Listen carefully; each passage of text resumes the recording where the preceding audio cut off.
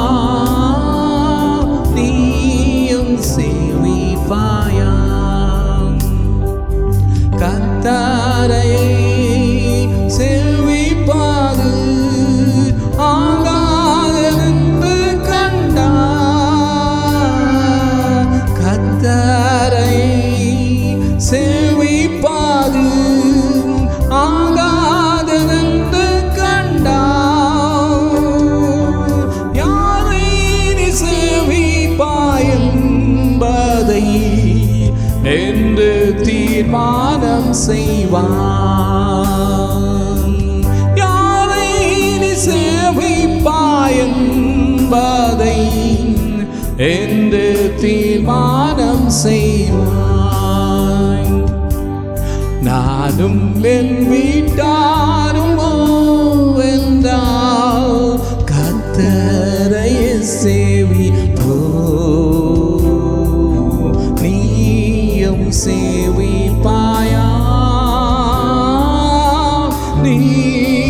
சேவிப்பாயா? அடிமாயர நம்மாயுமே தேவாதி தேவன் மீண்டா. அடிமாயர நம்மாயுமே தேவாதி தேவன் மீண்டா. மாபெரும் அடையாளங்கள் செய்திட்ட கர்த்தரை சேவிப்பாயா? மாபெரும் அடையாளங்கள் செய்திட்ட கர்த்தரை சேவிப்பாயா? நானும் என் வீட்டாருமோ என்றால் கர்த்தரை சேவிப்போம். நீயும் சேவிப்பாயா? நீயும் சேவிப்பாயா? நம் பாதையு காப்பாற்றியே கர்த்தர் நடத்தினாரே. நம் பாதையும் காப்பாற்றியே கர்த்தர் நடத்தினாரே.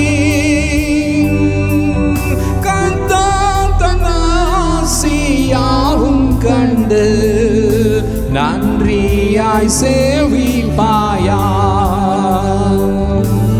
கர்த்தர் தன் ஆசியாவும் கண்டு நன்றியாய் சேவிப்பாயா? நானும் என் வீட்டாருமோ என்றால் கர்த்தரை சேவிப்போம். நீயும் சேவிப்பாயா? நீயும் சேவிப்பாயா? நன்மையாரம் ஈவுகளை தேவாதி தேவன் தந்தார். நன்மையாரம் ஈவுகளை தேவாதி தேவன் தந்தார்.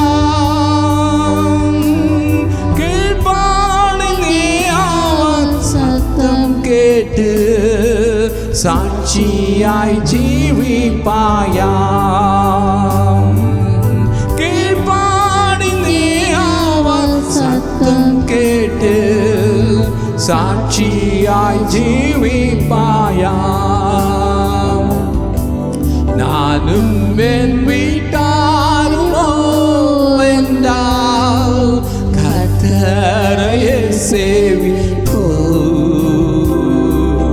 நீயும் சேவிப்பாயா நீயும் சேவிப்பாயா லபஷர லபுபா ஹததிய லபா ரபா கனுரு யஷர லபா பாபா பாபா பாபா ஹந்தர ய லபா பாபா Thank you Jesus உம்முடைய பிரசன்னத்தினாலே எங்களை மூடுவதற்காக ஸ்தோத்திரம் மகிமை இந்த இடத்துல இறங்கி கொண்டு இருக்கிறதுக்காக நன்றி சுவாமி ஆண்டவரே மக நன்றி நன்றி நன்றி ஹalleluya ரபஷர லபா பாபா கருர யனமா ஷர உடைய ஆளுகைகள் இந்த இடத்தை நீர் ஒப்பு கொடுக்கிறதுக்காக ஸ்தோத்திரம் சுவாமி நீர் ஆளுகை செய்ய போவதுக்காக நன்றி சுவாமி கோடா கோடி ஸ்தோத்திரம் ஸ்தோத்திரம் இதை பார்க்கிற ஒவ்வொரு பிள்ளைகளை தொடுங்கய்யா அவர்கள் வீட்டிற்குள் இந்த ஆளுகை வரட்டும் சுவாமி உடைய மகிமை அந்த ஒவ்வொரு வீட்டுக்குள் நிரம்பி வழியட்டும் சுவாமி ஒவ்வொரு இருதயங்கள் திறக்கப்படட்டும் உம்மை ஏற்றுக்கொள்ளட்டும் குடும்பமாய் உம்மை சேவிக்க நீ உதவி செய்ய குடும்பம் ஜபம் ஒவ்வொரு வீட்டிலும் நிலைத்து நிற்க நீ கிருபை செய்ய அவளோடு கூட பேசுங்க குடும்பம் ஜபம் செய்யாத ஒவ்வொரு பிள்ளைகளோடு நீங்க பேசுங்க உன் நாமத்தை மகிமைப்படுத்திக் கொள்ளுங்க சுவாமி எங்களை தாழ்த்துகிறோம் ஐயா நாங்கள் செய்கிற இந்த ஜபத்தையும் இந்த ஆராதனையும் மற்றும் மியூசிக்கையும் வேத வாசிப்பையும் பிரசங்கத்தையும் நீர் ஆசீர்வதித்து தர வேண்டும் ஆட்சேபிக்கிறேன் எங்களை தாழ்த்தி உம்முடைய கரத்திலே நாங்கள் ஒப்பு கொடுக்கிறோம் சுவாமி நாமத்தை மகிமைப்படுத்திக் கொள்ளுங்க உமக்கே துதியும் கனமும் மகிமையும் செலுத்துகிறேன் என் ஜபங்களை கர்த்தராகிய இயேசு கிறிஸ்துவின் மூலமாய் வேண்டிக் கொள்கிறோம் பிதாவே ஆமென் ஆண்டவரே ஸ்தோத்திரிப்போமா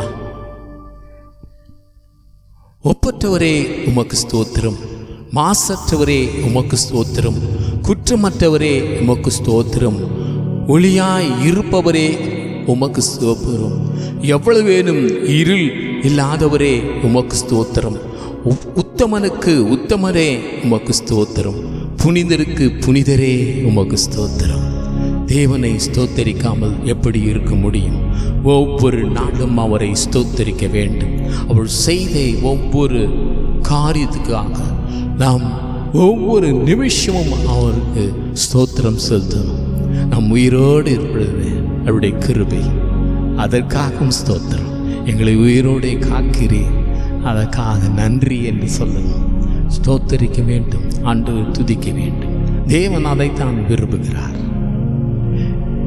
இன்று தியானத்துக்காக தெரிந்து கொள்ளப்பட்ட வசனம் யோசுவா 24:15 கர்த்தரையே சேவிக்கிறதுக்கு உங்கள் பார்வைக்கு ஆகாததாய் கண்டால் பின்னை யாரை சேவிப்பீர்கள் என்று இன்று தெரிந்து கொள்ளுங்கள் நதிக்கு அப்புறத்தில் உள்ள பிதாக்கள் சேவித்த தேவர்களை சேவிப்பீர்களா நீங்கள் வாசம் பண்ணுகிற தேசத்தை குடிற்குள்ளாக்கிய எமோரியரின் தேவர்களை சேவிப்பீர்களா நானும் என் வீட்டாருமோ என்றால் கர்த்தரையே சேவிப்போம் நாம் யாரை சேவிக்கிறோம் என்று இந்த வேளையிலே நாம் யோசித்து பார்ப்போம் யோசுவா சொல்லுகிறார் நீ யாரை சேவிக்கிறாய் விக்கிரகத்தை சேவிக்கிறாயா என்று கேட்கிறார் யாரை நீ சேவிக்கிறாய் மனுஷனை சேவிக்கிறாயா மிருகங்களை சேவிக்கிறாயா கல்லையும் மண்ணையும் சேவிக்கிறாயா யாரை நீ சேவிக்கிறாய் என்று யோசித்து பார்ப்போம் கர்த்தரை மாத்திரம் நாம் சேவிக்க வேண்டும் அதுதான் யோசுவா நானும் என் வீட்டாரும் என்றால் கர்த்தரையே சேவிக்க வேண்டும் கர்த்தரை சேவிப்பு மாத்திரமல்ல கர்த்தருக்கு பயந்து நடக்க வேண்டும் அவருடைய வார்த்தைக்கு அவருடைய வசனத்துக்கு கீழ்ப்படிந்து நாம் நடக்க வேண்டும் சங்கீதம் 128:1-4-5 வாசிக்கும் பொழுது கர்த்தருக்கு பயந்து அவர் வழிகளில் நடக்கிறவன் எவனோ அவன் பாக்கியவான். உன் கைகளின் பிரயாசத்தை நீ சாப்பிடுவாய். உனக்கு பாக்கியமும் நன்மையும் உண்டாயிருக்கும். உன் மனைவி உன் வீட்டோரங்களில் கனி தரும் திராட்சை கொடியை போல் இருப்பாள். உன் பிள்ளைகள் உன் பந்தையை சுற்றிலும் ஒலிவு மர கன்றுகளைப் போல் இருப்பார்கள். யார் இப்படி இருப்பார்கள்? இதோ கர்த்தருக்கு பயப்படும் மனுஷன் இவ்விதமாய் ஆசீர்வதிக்கப்படுவார். கர்த்தர் சீயோனிலிருந்து உன்னை ஆசீர்வதிப்பார். நீ ஜீவனுள்ள நாளெல்லாம் எருசலேமின் வாழ்வை காண்பாய். நீ உன் பிள்ளைகளின் பிள்ளைகளையும் இஸ்ரவேலுக்கு உண்டாகும் சமாதானத்தை காண்பாய். யார் தேவனை சேவிக்க வேண்டும். அவருக்கு பயந்து அவரை சேவிக்க வேண்டும், அவரை வணங்க வேண்டும். அது மாத்திரல்ல, குடும்பம் ஒரு தோட்டம் மாதிரி. அதுதான் ஆதாம் ஏவாள் உண்டாக்கின ஏதோ தோட்டம். அன்று ஒரு தோட்டத்தை உண்டு பண்ணி அதன் மத்தியிலே ஆதாமை ஏவாளையும் உருவாக்கினார். ஆதாம் ஆதியாகமம் 2:8 சொல்லு இப்படியாய் சொல்லுது, தேவனாகிய கர்த்தர் கிழக்கே ஏதேனும் ஒரு தோட்டத்தை உண்டாக்கி தாம் உருவாக்கிற மனுஷனை அதிலே வைத்தார். அதான் ஒரு தோட்டம் உண்டாக்கப்பட்டது. அதிலே ஆதாமும் ஏவாளும் அந்த இடத்திலே அவர் வைக்கிறார். அதே மாதிரி குடும்பம் என்ற தோட்டத்திலே கணவன் மனைவி பிள்ளைகள் இருப்பார்கள். இந்த தோட்டத்தை எப்படி பாதுகாக்கணும், எப்படி பராமரிக்க வேண்டும், எப்படி காக்க வேண்டும், அதுதான் இங்கே முக்கியம். தேவனாகிய கர்த்தர் மனுஷனை ஏதேன் தோட்டத்தில் அழைத்து கொண்டு வந்து அதை பண்படுத்தவும் காக்கவும் வைத்தார். எதற்காக வைத்தார்? அதை பண்படுத்தவும் காக்கவும் வைத்தார். நம்முடைய குடும்பத்தை நாம் காக்க வேண்டும், அதை பண்படுத்த வேண்டும், பராமரிக்க வேண்டும். பிள்ளைகளை பராமரிக்கணும், மனைவியை பராமரிக்கணும், கணவனை பராமரிக்கணும். இதுதான் குடும்பத்தின் ஆசீர்வாதம். இப்படி நம் பராமரித்து காக்கும் பொழுது துஷ்டன் உள்ளே வர முடியாது. காக்காமல் போனாதான் துஷ்டன் உள்ளே வருவான். அதுவும் தோட்டத்துக்கு வேலி தேவை. நம்முடைய தோட்டத்திற்கு, நம்ம குடும்பத்திற்கு ஒரு வேலி தேவை. அது எப்படி வரும்? யோபு அப்படியான் சொல்லுகிறது. யோபு 1ஆம் அதிகாரம் 5ஆம் வசனம் 5, 9, 10 வாசிக்கும் பொழுது, விருந்து செய்கிற அவரவருடைய நாள் முறை முடிகிற போது யோபு, ஒருவேளை என் குமாரர் பாவம் செய்து தேவனை தங்கள் இருதயத்திலே தூஷித்திருப்பார்கள் என்று சொல்லி அவர்களை அழைத்து அனுப்பி பரிசுத்தப்படுத்தி அதிகாலையுமே எழுந்து அவர்கள் எல்லோருடைய இலக்கத்தின்படியே சர்வாங்க தகன பலியையும் செலுத்துவான். இந்த பிரகாரம் யோபு அந்நாட்களிலே செய்து வருவான். எப்படி பாருங்க, தம்முடைய பிள்ளைகள் அவன் காக்கிறான், தன்னுடைய மனைவியை காக்கிறான், தம்ம பிறந்த ஒவ்வொரு குழந்தையும் அவன் காக்கிறான். எப்படி? தேவனுக்கு பலி செலுத்தி, தேவனுக்கு ஆராதனை செலுத்தி, என் தேவனே என் பிள்ளையை பாதுகாத்து கொள்ளுங்க, பாதுகாத்து கொள்ளுங்க என்று நாமும் கூட நம்முடைய பிள்ளைகள் தூங்கும் பொழுது அவள் தலைக்கு நேராய் கைகளை வைத்து, என் பிள்ளையை பாதுகாத்து கொள்ளுங்க சுவாமி. இரவிலே நாம் எழுகும் பொழுது நாம் அப்படியாய் ஜெபிக்க வேண்டும். பிள்ளைகளுக்காக, மனைவிக்காக, குடும்பத்துக்காக எங்களை வேலியடைத்து பாதுகாத்து கொள்ளுங்க சுவாமி. யோபு தன் பிள்ளைக்காக அவ்வளோ பாரப்பட்டு அவன் ஜெபிக்கிறான், பலி செலுத்துகிறான், ஆராதனை செலுத்துகிறான். அப்படியாய் நாமும் கூட நம்முடைய குடும்பத்துக்காக, நம்முடைய பிள்ளைகளுக்காக, நம்முடைய மனைவிக்காக, நம் கணவனுக்காக அப்படியாய் நாம் பாரத்தோடு ஜெபிக்க வேண்டும், வேலி அடைக்க வேண்டும். ஏனென்றால் சாத்தான் அவன் பார்த்து கொண்டே இருப்பான். அடுத்த 9ஆம் வசனத்தை வாசிக்கும் பொழுது, அதற்கு சாத்தான் கர்த்தருக்கு பிரதியுத்தரமாக, யோபு விருதாவாகவே தேவனுக்கு பயந்து நடக்கிறான். நீர் அவனை, அவன் வீட்டையும் அவனுக்குண்டான எல்லாவற்றையும் சுற்றி வேலடைக்கவில்லையோ? அவன் கைகளின் கிரியை ஆசீர்வதித்து அவனுடைய சம்பத்து தேசத்தில் பெருகிற்று. பாருங்க, இப்படி செய்வதனாலே தேவன் அவனுடைய வீட்டை, அவனுடைய குடும்பத்தை வேலி அடைத்து பாதுகாத்து வருகிறார். பிசாசுக்கே ஆத்திரமா வருது. அவனால் உள்ள நுழைய முடியல, அந்த வீட்டுக்குள் நுழைய முடியல. அவன் ஆண்டவர் பார்த்து கேட்குறான், நீங்கள் வேலி அடிச்சிட்டா எப்படி? அவன் சும்மா அவங்ககிட்ட பலி செலுத்துறான், சும்மா அப்படின்னு சொல்கிறான்.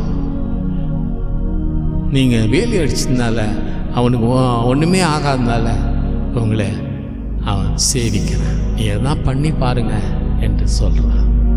தேவன் அமைதலாய் நீ எதனா பண்ணிக்கோ, அவன் உயிரை மட்டும் தொடாத என்று சொல்லி அவனுக்கு பர்மிஷன் கொடுக்கிறார். அதே மாதிரி நாமும் கூட நம்முடைய குடும்பத்தையும், நம்முடைய பிள்ளைகளையும், நம்முடைய மனைவி, கணவர் எல்லாரையும் வேலடித்து நாம் ஜெபிக்க வேண்டும். ஒவ்வொரு நாளும் இரவிலும் எப்பொழுதெல்லாம் எழுந்துக்கிறோமோ அப்பொழுதெல்லாம் என் குடும்பத்தை வேலி அடைத்து பாதுகாத்து கொள்ளுங்க சுவாமி என்று நாம் ஜெபிக்க வேண்டும். பிசாசு உள்ளே நுழைய முடியாது. அது மாத்திரமல்ல, தனியாக இருக்கிற பிள்ளைகளுக்கு திருமணம் ஒரு வேலியாய் அமைகிறது. ஆதியாகமம் 2:18, பின்பு தேவனாகிய கர்த்தர் மனுஷன் தனிமையாய் இருப்பது நல்லதல்ல, ஏற்ற துணையை அவனுக்கு உண்டாக்குவேன் என்றார். ஏற்ற துணையை உண்டாக்குவேன் என்று சொல்லுகிறார். அது மாத்திரமல்ல, திருமணம் ஒவ்வொரு பிள்ளைகளுக்கும், வாலிப பிள்ளைகளுக்கும் திருமணம் அவசியம். அவர்கள் வழி தப்பி போய்விடாதபடி திருமணம் செய்து கொள்வதுதான் நல்லது. எபிரேயர் 1:13 வாசிக்கும் பொழுது, விவாகம் யாவருக்குள்ளும் கனமுள்ளதாயும் விவாகம் அசுஸ்தப்படுத்தாதாய் இருப்பதாக, வேசி கல்லறையும் விபச்சாரக்காரையும் தேவன் நியாயம் தீர்ப்பார். அப்படி அவர்கள் விவாகம் பண்ணாமல் விபச்சாரம் வேசித்தனம் செய்வார்களானால் நியாயம் தீர்ப்பிலே அவர்கள் நிற்க வேண்டும். அதுதான் முக்கியம். திருமணம் ஆகாதபடி நான் வாழ்ந்துடுவேன் என்று சொல்லி எல்லா அசுத்தங்களையும் விபச்சாரங்களையும் செய்து கொண்டு வாழ்ந்தால் ஒன்றும் பிரயோஜனம் இல்லை, நரகத்து தான் தள்ளப்படுவோம். அதுதான் திருமணம் ஒரு வேலி. திருமணம் ஒரு வேலி. அந்த வேலி எல்லாரும் அடைக்கப்படணும். வேலியில் அவர்கள் திருமணம் செய்து வேலி அடைக்கப்படணும். ஒவ்வொரு வாலிப பிள்ளைகளும் தங்கள் காத்து கொள்ள வேண்டும். அது மாத்திரமல்ல, இப்படி வேலி அடித்து இருக்கும் பொழுது ஒருவேளை இந்த வேலியிலே ஓட்டைகளும் இல்லாவிட்டால் அந்த சுவர்களே ஓட்டையும் அல்லாவிட்டால் இடிந்து போய் இருக்குமானால் பிசாசு அந்த ஓட்டை வழியாய் அந்த தோட்டத்துக்குள் உள்ளே நுழைவான். அதாவது குடும்பத்தில் நுழைந்து விடுவான். நீதிமொழிகள் 24:30-31 வாசிக்கும் பொழுது, சோம்பேறியின் வயலையும் மதியினுடைய திராட்சை தோட்டத்தையும் கடந்து போனேன், இதோ அதெல்லாம் முள்ளு காடாய் இருந்தது, நிலத்தின் முகத்தை காஞ்சொரி மூடினது, அது கற்சுவர் இடிந்து கிடந்தது. இடிந்து கிடந்தால் பிசாசு கொண்டாட்டம்தான். வேலி அடைக்காமல் அது திறந்திருந்தால் பிசாசு கொண்டாட்டம்தான். நாம் நேச்சுரலாக பார்க்கும் பொழுது ஒரு தோட்டம் இருக்குமானால் அது வேலி சரியாக இல்லாவிட்டால் ஆடு மாடுகள் மற்றும் என்னென்ன பிராணிகள் எல்லாம் உள்ளே வந்துடும். எல்லாத்தையும் மேய்ஞ்சிட்டு ஒன்றுமே இல்லாமல் ஆக்கிடும். அதுதான் பிசாசு. பிசாசு உள்ளே நுழைந்து அந்த வீட்டை சின்னபனமாக்கி பிரிவினை உண்டு பண்ணி, கோபம் எரிச்சலையும் உண்டு பண்ணி அந்த வீட்டை ஒன்றுமில்லாமல் ஆக்கி விடுவான். நடு தெருவிலே கொண்டு வந்து வருவான். குடும்பத்தை பிரிப்பான், பிள்ளையை பிரிப்பான், கணவனை பிரிப்பான், மனைவியை பிரிப்பான். இதுதான் அவனுடைய வேலை. இது பிசாசு வேலை. இதுதான்.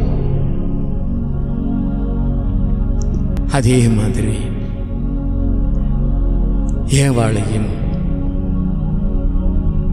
ஏவாளுக்குள் புகுந்து அந்த குடும்பத்தை கெடுத்து போட்டான். 1 பேதுரு 5:8 வாசிக்கும் பொழுது என்ன பண்ணணுமா? தெளிந்த புத்தியுள்ளவர்களாய் இருங்கள், விழித்திருங்கள், ஏனெனில் உங்கள் எதிரான ஆகிய பிசாசானவன் எச்சிக்கிற சிங்கம் போல் எவனை விழுங்கலாமோ என்று வகை தேடி சுற்றி திரிகிறான். பிசாசு இதுதான் வேலை. யாராவது வழியை விட்டாங்கன்னா உள்ள பூந்து அந்த வீட்டை நாசம் பண்ணுகிறது, அவருடைய வீட்டை ஒன்றுமில்லாமல் அழித்து போடுறது. இதுதான் நம்முடைய வேலை. அந்த ஏவாள் அப்படிதான் செய்து விட்டாள். அவனை துரத்த ஆனாலும் தெய்வம் நம்மளுக்கு அதிகாரம் கொடுத்திருக்கிறார். அந்த பிசாசுகளை துரத்த நமக்கு அதிகாரம் கொடுத்திருக்கிறார்.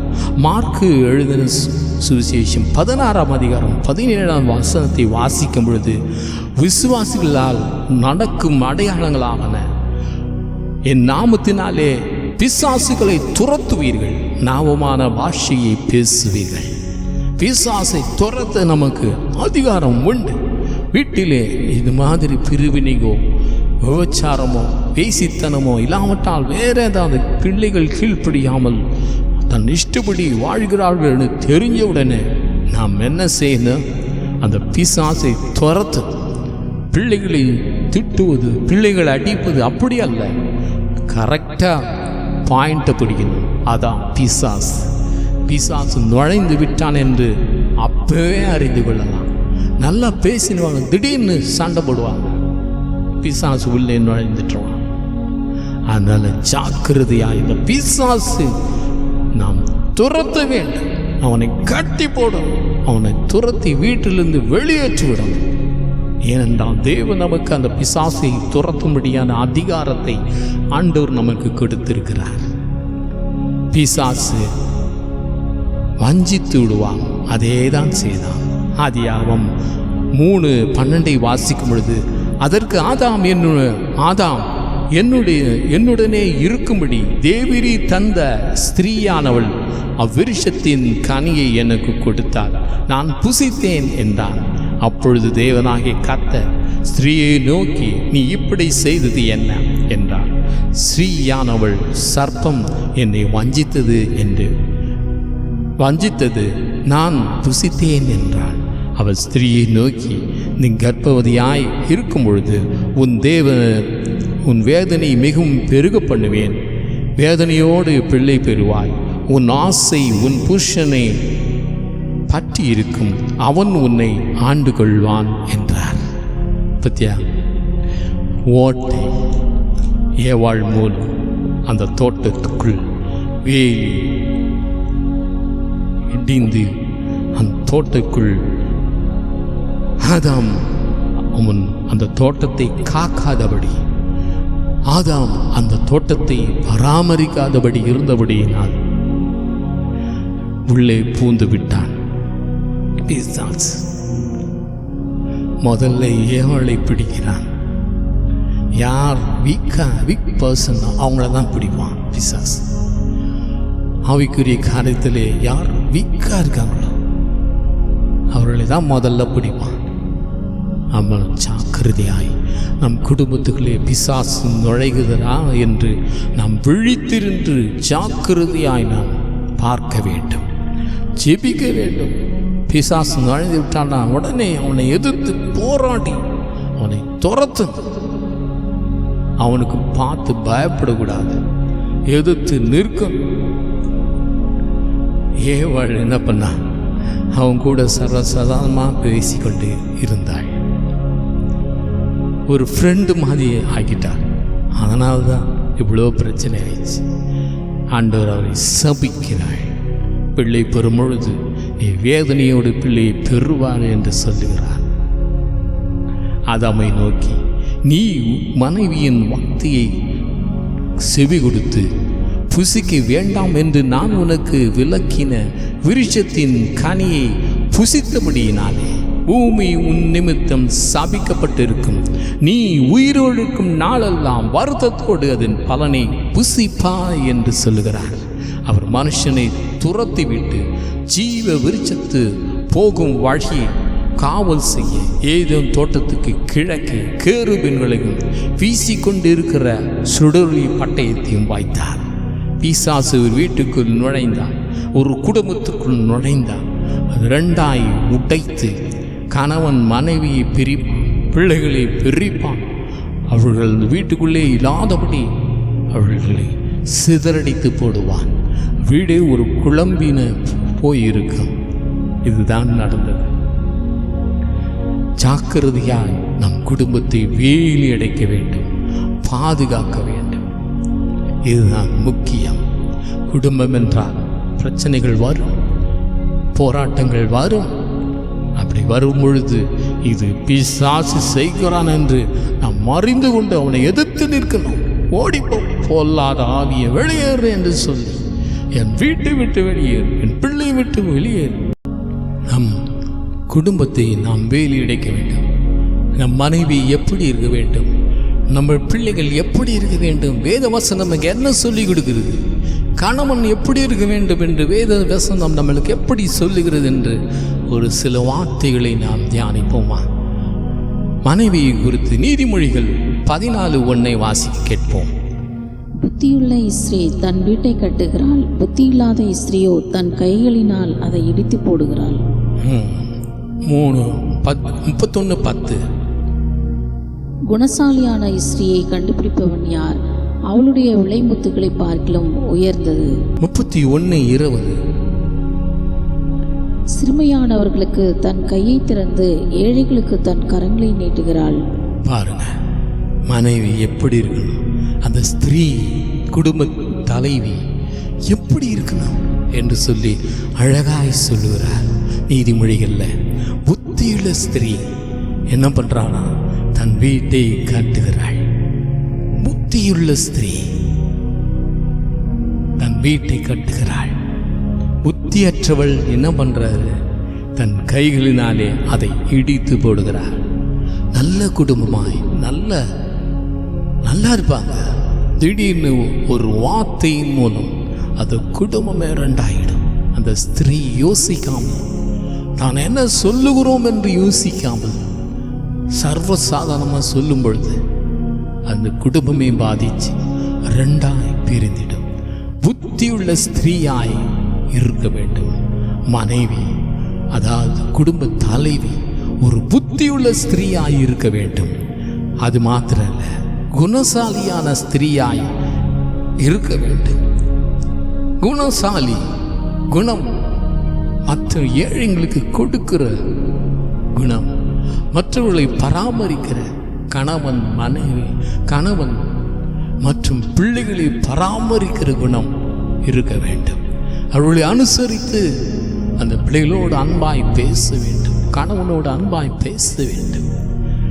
குணசாலியான ஸ்திரீ இப்படிதான் குணம், நல்ல குணமாய் இருக்க வேண்டும். அமைதலாய் இருக்கணும்.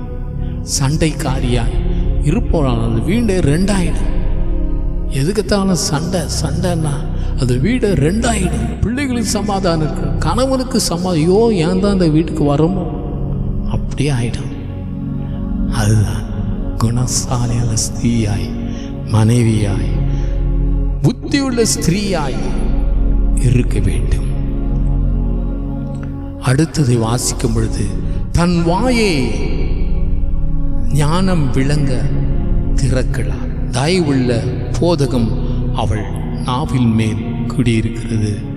அவள் சோம்பலின் அப்பத்தை புசிக்காமல் தன் வீட்டு காரியம் எப்படி நடக்கிறது என்று கண்ணோக்குமாய் இருக்கிறாள். அவள் பிள்ளைகள் எழும்பி அவளை பாக்கியவதி என்று என்கிறார்கள். அவள் புருஷனும் அவளை பார்த்து, அநேக பெண்கள் குணசாலியாய் இருந்ததுண்டு, நீயோ அவர்கள் எல்லாரும் மேற்பட்டவள் என்று அவளை புகழ்கிறான். இதுதான் முக்கியம். பிள்ளைகள் நம்மளை அம்மாவை, அதாவது மனைவி சொல்லணும், எங்க அம்மா அவ்வளவு நல்லவங்க என்று சொல்லணும். பாக்கியமுள்ள ஸ்திரீ என்று சொல்ல வேண்டும். பிள்ளைகள், அவன் புருஷனும் அவனை பார்த்து என்ன சொல்லணுமா, குணசாலியாய் இருந்ததுண்டு, நீயோ அவர்கள் எல்லாருக்கும் மேற்பட்டவள் என்று சொல்லி புகழ்கிற ஒரு மனைவியாய், கணவன் புகழக்கூடிய ஒரு மனைவியாய் நடந்து கொள்ள வேண்டும். அப்படிப்பட்ட ஒரு ஞானமுள்ள ஒரு மகளாய் அந்த மனைவி இருக்க வேண்டும். அதுதான் தேவனுடைய சித்தம், தேவனுடைய காரியம். சில பேர் தன்னை அழகு, அதுதான் சொல்லப்பட்டிருக்கிறது, சௌந்தரியம் வஞ்சனையுள்ளது, அழகு வீண், கர்த்தருக்கு பயப்படுகிற ஸ்திரீயே புகழப்படுவாள். அவள் கைகளின் பலனை அவளுக்கு கொடுங்கள், அவளுடைய செய்கைகள் வாசல்கள் அவளை புகழ கடவுது. சௌந்தரியம், அழகு, அழகு, அழகெல்லாம் வீண் என்று சொல்லப்பட்டிருக்கிறது. அழகு வீண் என்று சொல்லப்பட்டிருக்கிறது. சௌந்தரியம் வஞ்சனையுள்ளது என்று சொல்லப்பட்டிருக்கிறது. தேவனுக்கு பயப்படுவதுதான் கர்த்தருக்கு பிரியமானது. எல்லாரும் புகழப்படுவார்கள். இது தேவனுடைய மகள், இந்த ஸ்திரீ தேவனுடைய மகள் என்று புகழப்படும். அப்படிப்பட்ட ஒரு மனைவியாய் இருக்க வேண்டும். மனைவிகளே, கர்த்தருக்கு கீழ்ப்படுவது போல உங்கள் சொந்த புருஷருக்கு கீழ்ப்படியுங்கள். கீழ்ப்படிந்து நடக்க வேண்டும் என்று சொல்லப்பட்டிருக்கிறது. வேத வசனத்தின்படி நான் சொல்லுகிறேன், என் இஷ்டப்படி நான் சொல்லலை, அது சொல்லப்பட்ட வசனத்தின்படி நான் சொல்லுகிறேன். அன்னாள் தன் குடும்பத்துக்காக ஒரு ஜெபிக்கிற மகளாய் இருந்தால், அப்படிப்பட்ட ஒரு ஸ்திரீயாய், ஒரு மனைவியாய், தன் குடும்பத்துக்காக, தம்முடைய பிள்ளைகளுக்காக ஜெபிக்கிற மகளாய், அப்படிப்பட்ட ஒரு மகளாய் அந்த ஸ்திரீ இருக்க வேண்டும். பொருத்தனை பண்ணி ஜெபிக்கிற மகளாய் இருக்க வேண்டும். தன் பிள்ளைகளை தேவனுக்காக வளர்க்கிற ஒரு மகளாய் இருக்க வேண்டும். அப்படிப்பட்ட மகள் தேவனால் ஆசீர்வதிக்கப்படுவாள். ரெபேக்காள் பாருங்க, அவள் கர்ப்பவதியாய் இருக்கும் பொழுது ஒன்றோடு ஒன்று மோதிக்கொண்டு இருந்தன. அப்பொழுது அவள் இப்படிப்பட்ட எனக்கு எப்படியோ என்று சொல்லி கர்த்தரிடத்தில் விசாரிக்கும்படி போனாள். பாருங்க, அந்த ரெபேக்காள் தேவனிடத்தில் விசாரிக்கிற அளவுக்கு தேவ பக்தி நிறைந்தவளாய், ஒரு ஜெபிக்கிற மகளாய் இருந்தாள். நாமும் கூட நம்முடைய வாழ்க்கையிலும் மனைவி அப்படிப்பட்ட தேவனுக்குள் விசாரிக்கிற மகளாய் இருக்க வேண்டும். ரெபேக்காள் அப்படிதான் இருந்தார். ஆண்டவரிடத்தில் விசாரிக்கிறாள். என்ன சாமி, என் வயிற்றில் என்ன சாமி இது, ரெண்டு மோதி கொண்டு இருக்கிறது, நான் என்ன பண்ணுறது, என்ன இது எப்படியோ என்று சொல்லி தனக்குள்ளே அவள் வேதனைப்பட்டு ஆண்டவரிடத்தில் போய் விசாரிக்கிறார். தேவன் சொல்லுகிறார், பிரசவ காலம் பூரணமாகும் போது அவள் கர்ப்பத்தில் இரட்டை பிள்ளைகள் இருந்தது. அதற்கு கர்த்தர், 2 ஜாதிகள் உன் கர்ப்பத்தில் உண்டாயிருக்கிறது, 2 வித ஜனங்கள் உன் வயிற்றிலிருந்து பிரியும், அவர்கள் ஒரு ஜனத்தார் மற்ற ஜனத்தாரை பார்க்கிலும் பலத்திருப்பார்கள், மூத்தவன் இளையவனை சேவிப்பான் என்றார். அவள் போய் விசாரிக்கும் பொழுது ஆண்டவர் அவளோடு கூட பேசுகிறாள். அப்படிப்பட்ட அனுபவம் இருக்க வேண்டும் ஸ்திரீகள். அப்படிப்பட்ட அனுபவம் தம் பிள்ளைகளை குறித்து, தம் பிள்ளைகளுக்காக ஜெபிக்கிற, கர்ப்பத்தில் இருக்கும் பொழுதே ஜெபிக்கிற ஒரு ஸ்திரீயாய், ஒரு மனைவியாய், ஒரு அம்மாவாய் இருக்க வேண்டும். அதுதான் இங்கு உதாரணமாய் நமக்கு சொல்லப்பட்டிருக்கிறது. எஸ்தர் 4ஆம் அதிகாரம் 16ஆம் வசனத்தை வாசிக்கும் பொழுது, நீ போய் சூசானில் இருக்கிற யூதர் எல்லாரும் கூடி வர செய்து 3 நாள் அல்லும் பகலும் புசியாமல் குடியாமலும் இருந்து எனக்காக உபவாசம் பண்ணுங்கள், நானும் தாதிமாரும் உபவாசம் பண்ணுவோம், இவ்விதமாய் சட்டத்தை மீறி ராஜாவிடத்தில் பிரவேசிப்பேன், நான் செத்தாலும் சாகிறேன் என்று சொன்னாள்.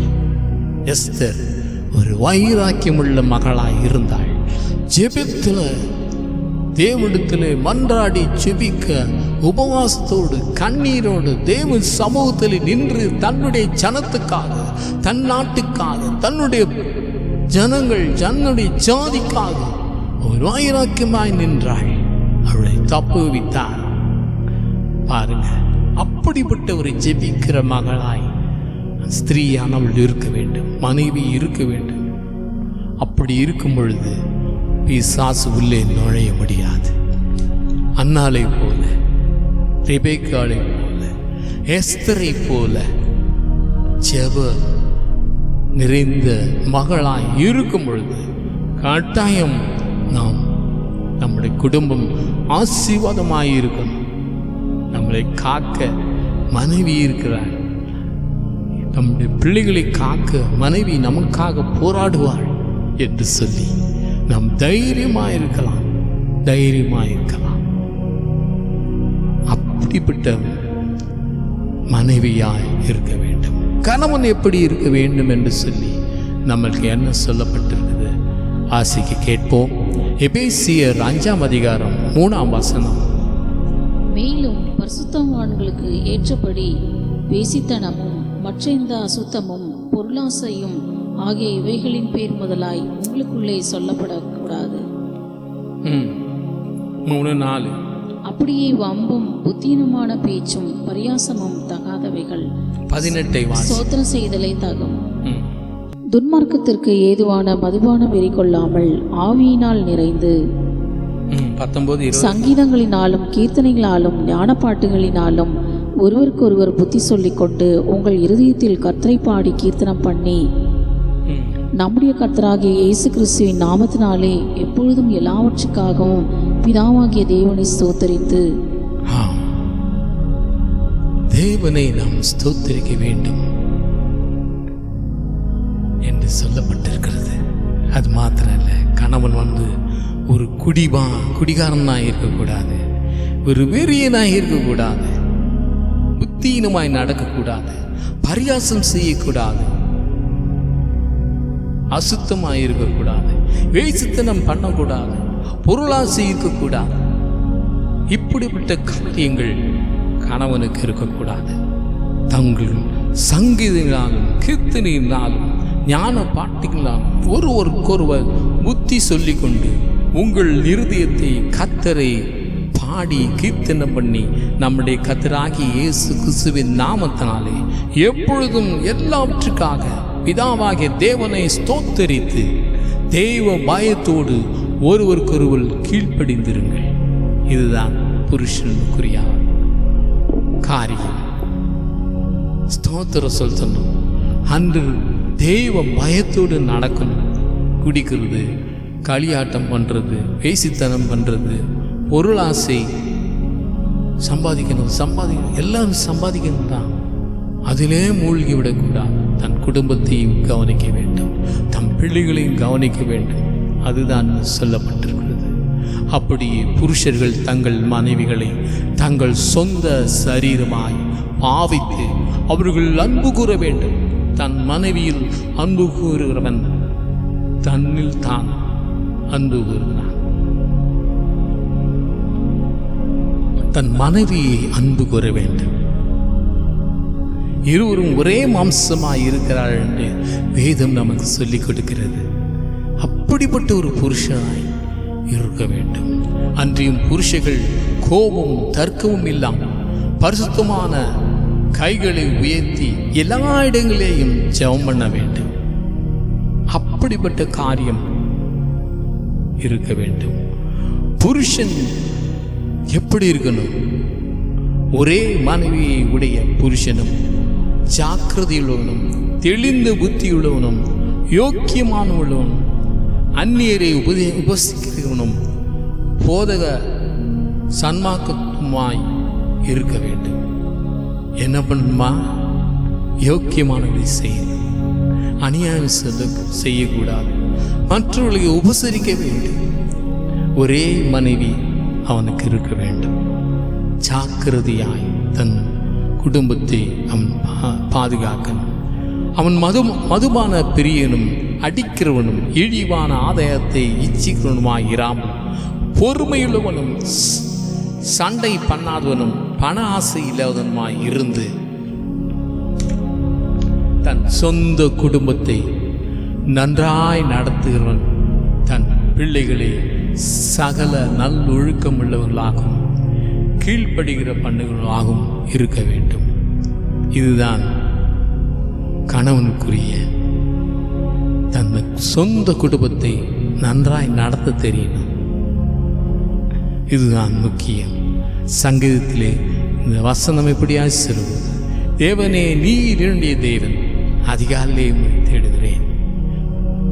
அப்படிப்பட்ட அதிகாலையே தேடுகிற ஒரு கணவனாய், தேவனை அதிகாலை எழுந்து தேடுகிற மகனாய் ஒரு கணவனாய் இருக்க வேண்டும்.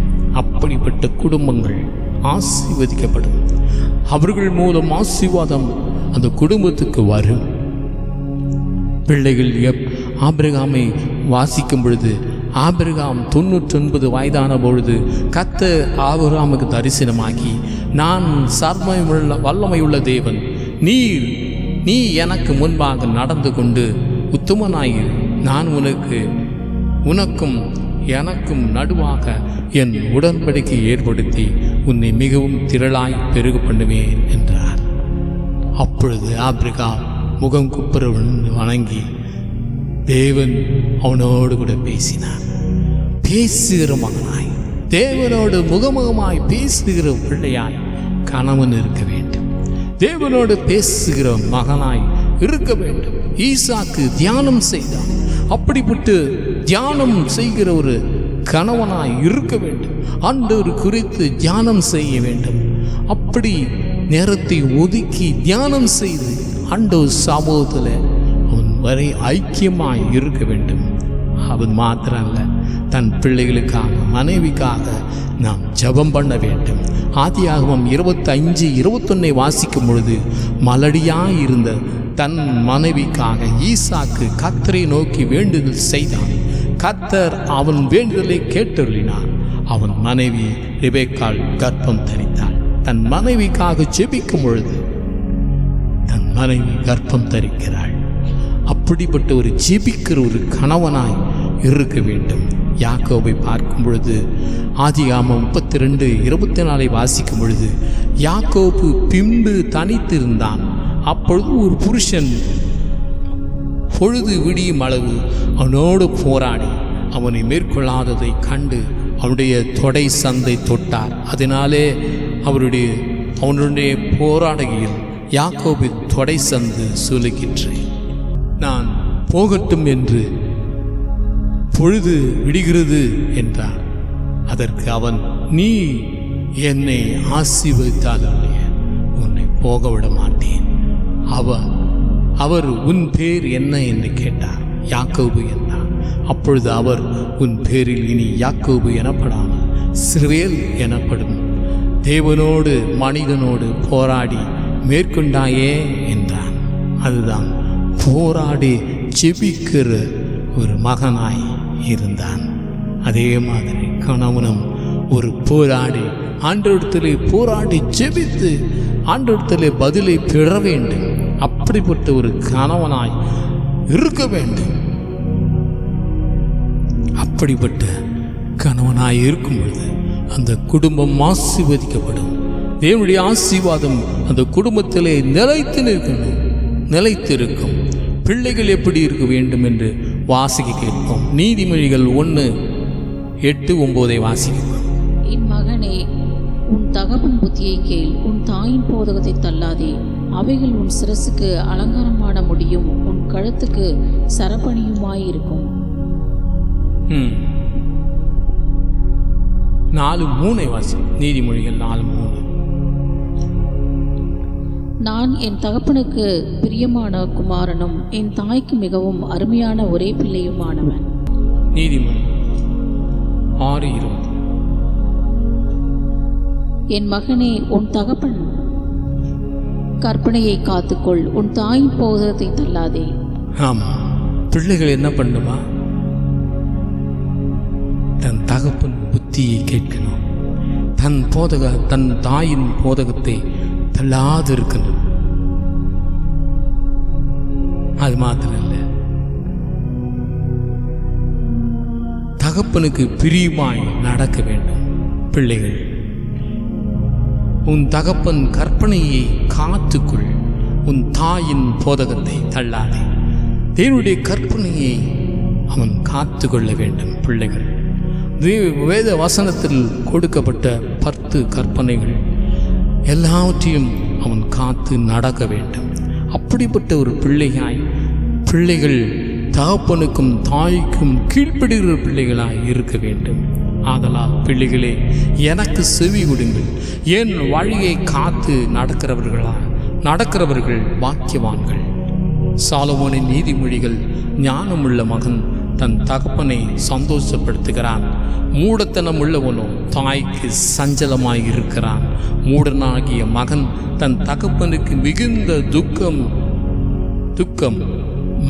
மனைவியின் சண்டை ஓயாத ஒழுக்கு. மூடத்தனமாய் இருக்கும் பொழுது, பிள்ளைகள் மூடராய் இருக்கும் பொழுது அந்த வீட்டிலே சமாதானம் இருக்காது. தகப்பனுக்கும் தாய்க்கும் சமாதானம் இருக்காது. என்ன சொன்னாலும் அவன் கேட்காம தன் இஷ்டப்படி வாழ்வானா. மூடனாய் இருக்கும் பொழுது, சரியாக படிக்கலைன்னா கூட அவர்களால் வீட்டில் ஒரு சமாதானம் இருக்காது, நிம்மதி இருக்காது. இன்னும் படிக்காமல் வெளியே சுற்றிக்கின்னு இருக்கானே என்று சொல்லி தகப்பனும் தாயையும் கண்ணீர் விடுவார்கள். எவ்வளோ செலவு பண்ணுறோம், ஆனால் வீட்டுக்கு அடங்காதவனாய் இருக்கிறானே என்று சொல்லி அவர்கள் அழுவார்கள். அதுதான் பிள்ளைகள் ஜாக்கிரதையாய் தன் தகப்பனுக்கும் தாய்க்கும் கீழ்ப்பிடிந்து நடக்கணும். அந்த கற்பனைகள் படி நடக்கணும். அவர்கள் போதகத்தை நாம் கேட்க வேண்டும் என்று சொல்லப்பட்டிருக்கிறது. ஞானத்திலே நிறைந்து காணப்பட வேண்டும். அதுபோல தகப்பன் என்ன பண்ணணும்? பிரம்பும் கடிந்து கொள்ளுதலும் ஞானத்தை கொடுக்கும். தன் இஷ்டத்துக்கு விடப்பட்ட பிள்ளையோ தான் தாய்க்கு வெட்கத்தை உண்டு பண்ணுவான். இதுதான் அவன் இஷ்டப்படி வாழ்வான். அந்த தகப்பனுக்கும் தாய்க்கும் கீழ்ப்படியாமல் தன் இஷ்டப்படி வாழ்வான். அவன் வாழ்க்கை சீர்கிட்டதாய், அது தகப்பனுக்கும் தாய்க்கும் ஒரு வெட்கத்தை கொடுக்கிற காரியமாய் இருக்கும். எபேசியர் 6:1-2-3 வாசிக்க கேட்போம். பிள்ளைகளே, உங்கள் பெற்றாருக்கு கர்த்தருக்குள் கீழ்ப்படியுங்கள், இது நியாயம். உனக்கு நன்மை உண்டாயிருப்பதற்கும் பூமியிலே உன் வாழ்நாள் நீடித்திருப்பதற்கும் உன் தகப்பனையும் உன் தாயையும் கனம் பண்ணுவாயாக என்பதே வாக்குத்தத்தம் உள்ள முதலாம் கற்பனையாயிருக்கிறது. தகப்பனையும் தாயையும் கனம் பண்ண வேண்டும். தகப்பனுக்கும் தாய்க்கும் கீழ்ப்படிய வேண்டும். இதுதான் முக்கியம். பிள்ளைகள் செய்ய வேண்டிய காரியம் இதுதான். ஞானம் உள்ளவர்களை பிள்ளைகளாக இருக்கணும். நல்லா படிக்கணும், நல்ல ஞானமாக இருக்கணும்.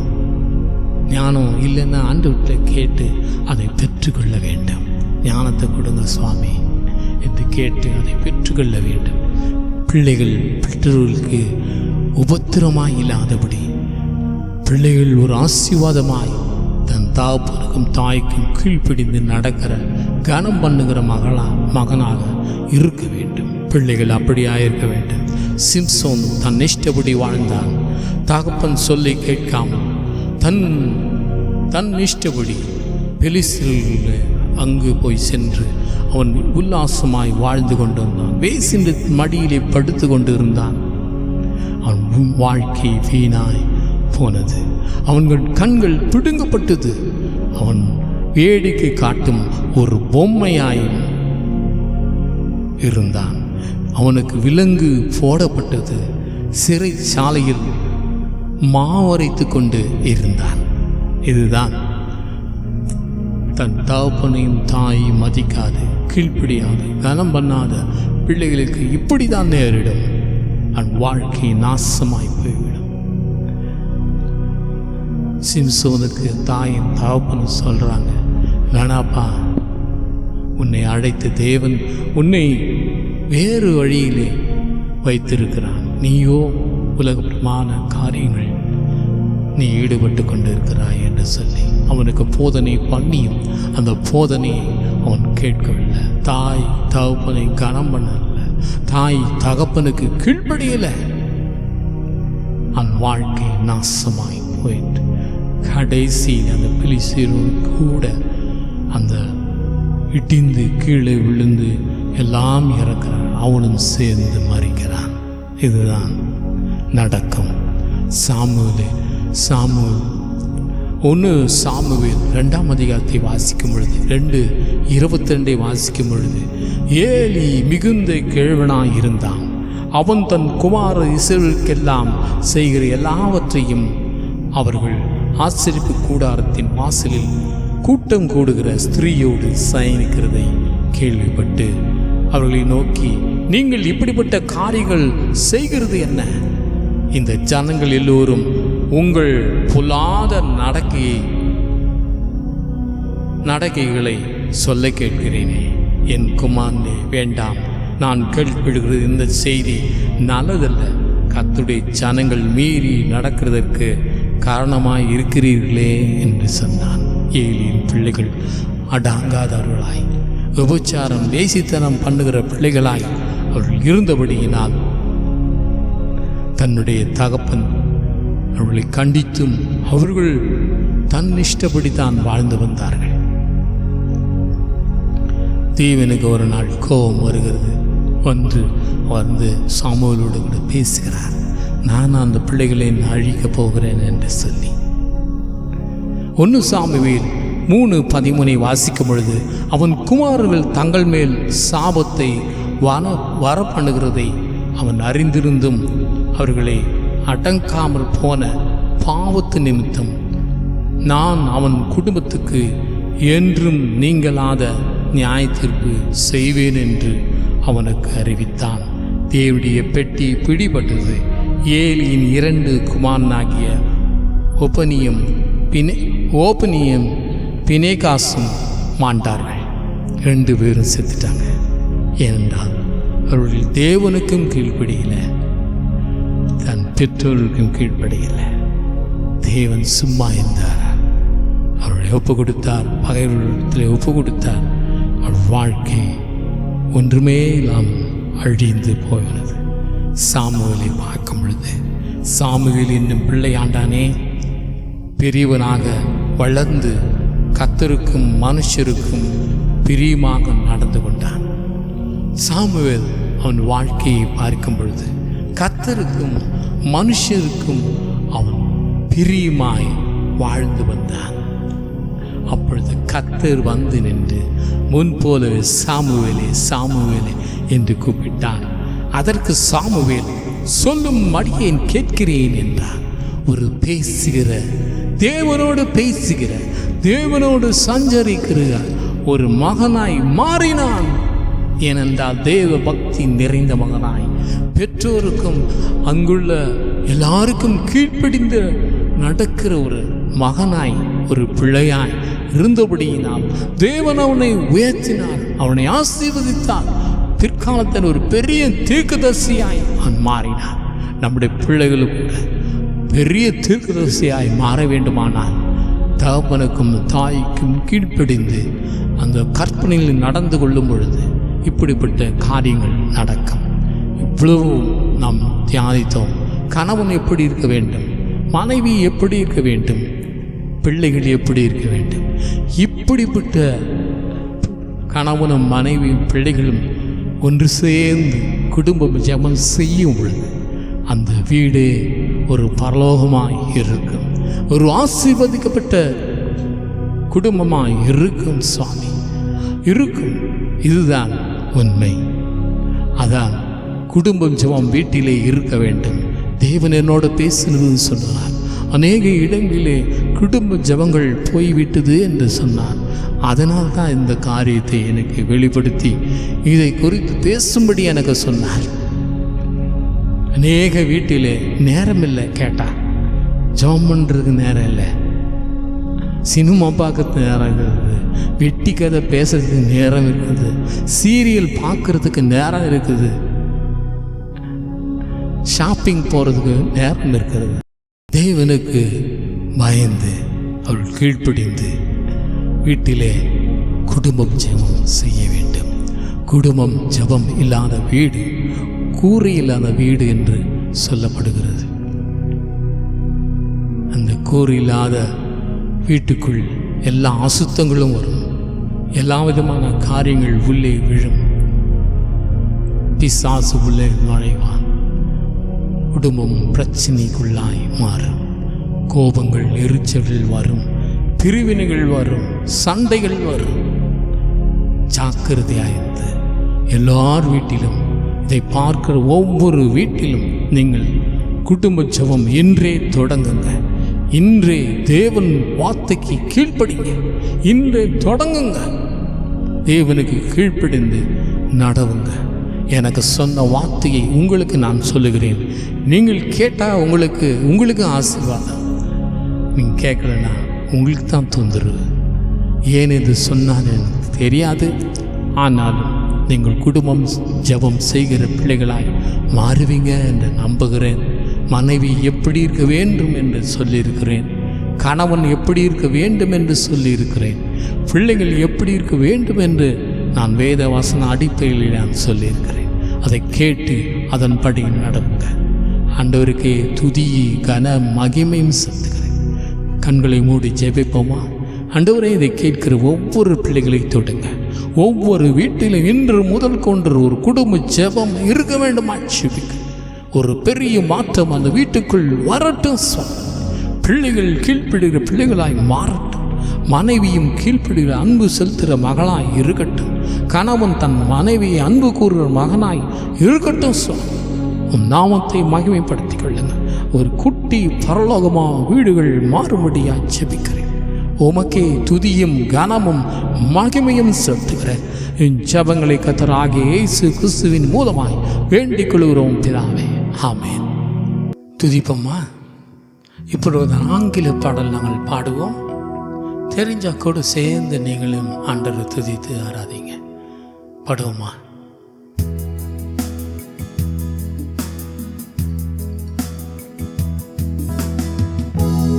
As we gather in this place today, Holy Spirit, come and have your way. Have your way. As we lay aside our own desire, sweep across our heart with holy fire.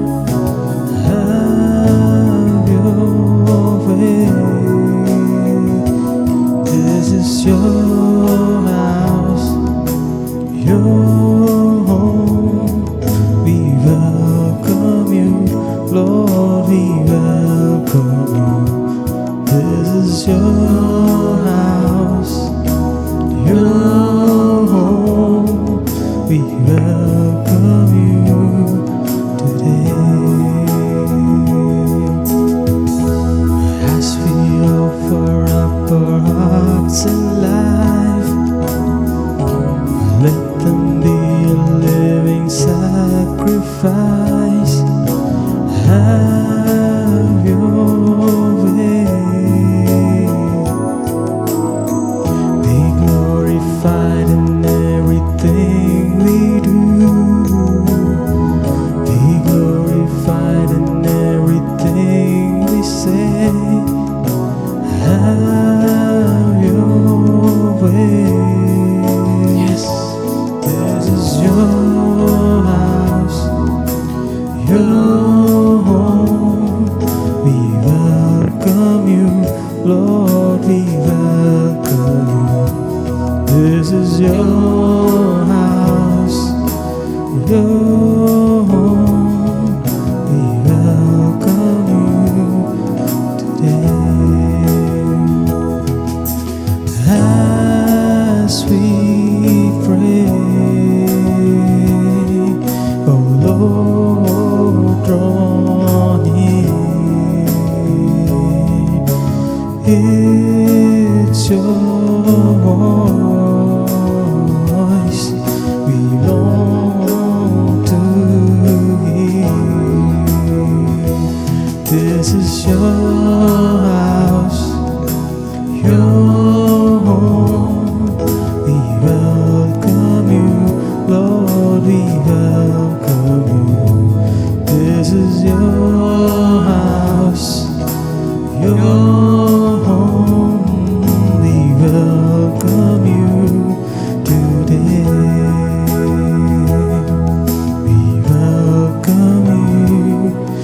Thank you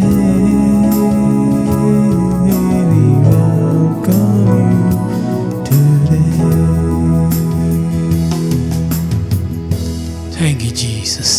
ஆண்டவரே மக நன்றி சுவாமி. எங்களோடு கூட கடைசி வரைக்கும் நீர் இருந்ததுக்காக நன்றி சுவாமி. பிரசன்னத்தினாலே இந்த கடைசி பாடல் கூட உங்களுடைய நிறந்ததுக்காக நன்றி. மகிமையினாலே நிறைந்ததுக்காக நன்றி சுவாமி.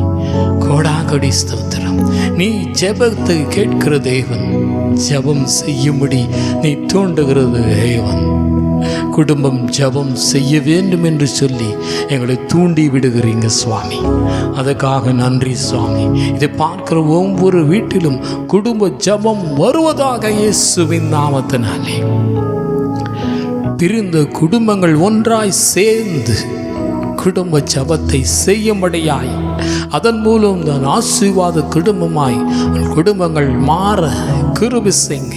இதை கேட்கிற பார்க்கிற ஒவ்வொரு பிள்ளைகள் வீட்டிலும் ஒரு சமாதானம் இறங்கட்டும், ஒரு நிம்மதி இறங்கட்டும். பிரிந்த குடும்பங்கள் இப்பொழுது ஒன்றாய் சேர்வதாக. பிள்ளைகள் மூலம், கணவன் மூலம், மனைவி மூலம் வந்த உபத்திரத்திலிருந்து இன்னைக்கு ஒரு பெரிய விடுதலை கொடுத்து குடும்பங்கள் சேர்ந்து இன்று முதல் ஆண்டவரே குடும்பம் ஜெபம் செய்கிற குடும்பமாய் மாற்றுவீராக. உம்முடைய நாமத்தை மகிமைப்படுத்திக் கொள்ளுங்க. வார்த்தைகளுக்கு கீழ்ப்படிந்து இந்த பிள்ளைகள் தங்கள் வீட்டிலே இந்த குடும்ப ஜெபத்தை செய்கிற பிள்ளைகளாய் மாற்றுங்க மாற்றுங்க மாற்றுங்க. நாமத்தை மகிமைப்படுத்திக் கொள்ளுங்க ஏசப்பா. இதை பார்க்கிற ஒவ்வொருவர்களை தொடுங்க. வியாதியோடு இருக்கிற பிள்ளைகளை தொடுங்க. ஐசியில் இருக்கிற பிள்ளைகளை தொடுங்க. வயிற்று வலியிலும் கண் தெரியாமல் கால்கள் நடக்க முடியாமல் இருக்கிற பிள்ளைகளை தொடுங்க சுவாமி. மற்றும் கிட்னி ஃபெயிலியர் மற்றும் கேன்சரில் கஷ்டப்படும் பிள்ளைகளை தொடுங்க சுவாமி. எல்லா நரம்புகளை தொடுங்க. யார் என்னென்னதுக்காக அழுகிறார்கள் ஒவ்வொருவருக்கும் விடுதலை கொடுங்க. பணம் இல்லாததுக்கு பணத்தை கொடுங்க சுவாமி. திருமணம் ஆகாத பிள்ளை திருமணத்தை ஏற்படுத்தி கொடுங்க. வேலை இல்லாத பிள்ளைகளுக்கு வேலையை ஏற்படுத்தி கொடுங்க சுவாமி. ஒரு பெரிய அற்புதம் இப்பொழுது நிகழ்வதாக நிகழ்வதாக. வல்லமை ஒவ்வொரு வீட்டிலும் பாய்வதாக, ஒவ்வொரு குடும்பத்திலும் பாய்வதாக, ஒவ்வொரு பிள்ளைகளின் வல்லமை பாய்வதாக. இயேசுவின் நாமத்தினால் ஒரு பெரிய மாற்றத்தை கட்டளை கொடுங்க. உமக்கே துதியும் கனமும் மகிமையும் செலுத்துகிறேன். ஜெபங்களை கர்த்தராகிய இயேசு கிறிஸ்துவின் மூலமாய் வேண்டிக் கொள்கிறோம் பிதாவே, ஆமென். எல்லோரும் சேர்ந்து சொல்லுவோம்மா. என் ஆத்துமாவே கர்த்தரை ஸ்தோத்திரி, என் முழு உலகமே பரிசுத்த நாமத்தை ஸ்தோத்திரி. என் ஆத்துமாவே கர்த்தரை ஸ்தோத்திரி, கர்த்தர் செய்த சகலவாரையும் மறவாதே. ஆமென். ஹல்லேலூயா. ஒவ்வொரு மாதம் 1ஆம் தேதி அன்று வெளியாகும். இதை பார்க்கிற நீங்கள் மற்றவர்களுக்கும் அறிமுகப்படுத்துங்க. ஹல்லேலூயா.